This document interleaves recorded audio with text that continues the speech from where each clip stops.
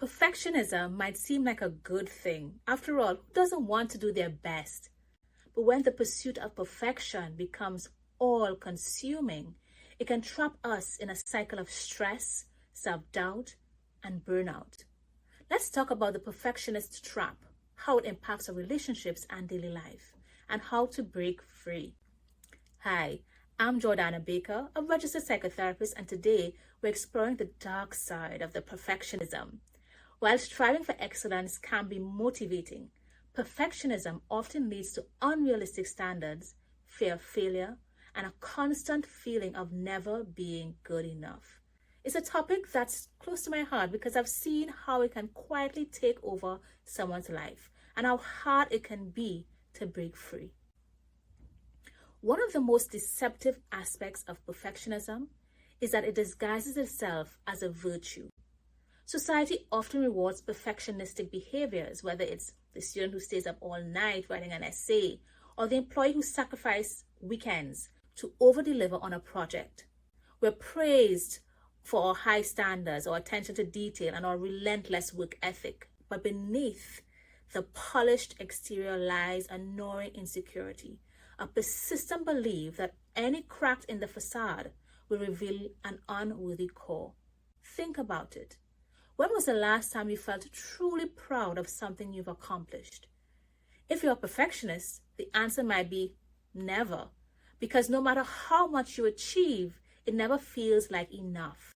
There's always something more to do, something better to strive for, and that constant striving, it's exhausting.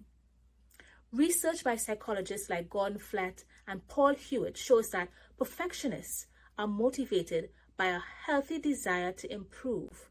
They're driven by the fear of falling short.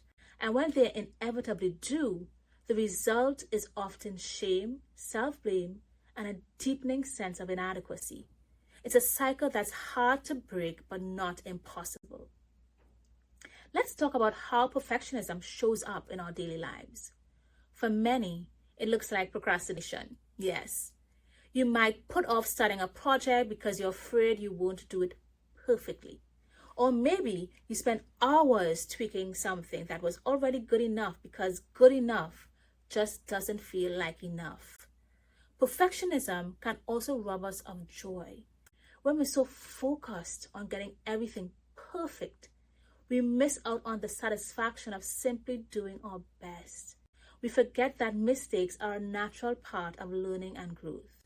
And over time, that constant pressure can lead to burnout, anxiety, and even depression. But perfectionism doesn't just affect us, no. It affects our relationships too. And when we hold ourselves to impossibly high standards, we often extend those expectations to others. You might get frustrated when our partner doesn't do the things the right way. Or we might micromanage our kids because we're afraid they'll make mistakes. Let's be honest. Living with a perfectionist can be hard. It can feel like you're constantly walking on eggshells trying to avoid criticism or judgment. And with a perfectionist, it can feel isolating. You might push people away because you're afraid they'll see your flaws, or because you're so focused on being perfect that you forget to just be present. So how do we break free from the perfectionist trap? It starts with recognizing that perfection is an illusion. No one is perfect, and that's okay. Instead of striving for perfection, focus on progress. Celebrate small wins.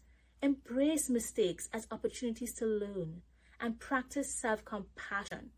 It's also helpful to set realistic goals and prioritize what truly matters. Ask yourself, does this need to be perfect, or is it good enough already? Remember, your worth isn't determined by your achievements or how flawless you are. You are enough, exactly as you are. And finally, let's talk about relationships. If you're a perfectionist, try to notice when you're holding others to the same impossible standards you hold yourself. Practice letting go of control and trusting that things don't have to be perfect. And if you're in a relationship with a perfectionist, try to approach them with empathy.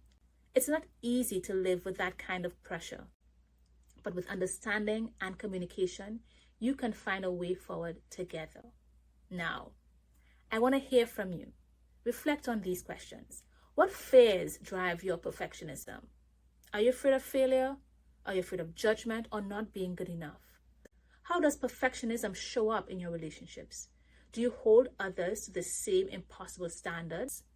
What would it feel like to let go of perfection and embrace progress instead? Share your thoughts in the comments below. I love to hear your story. And if you're ready to let go of perfectionism, start by taking one small step today.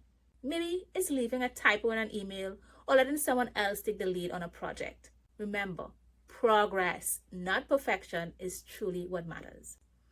If you found this video helpful, don't forget to like, subscribe, and share it with someone who might need to hear this. Thank you for watching, and I'll see you in our next video.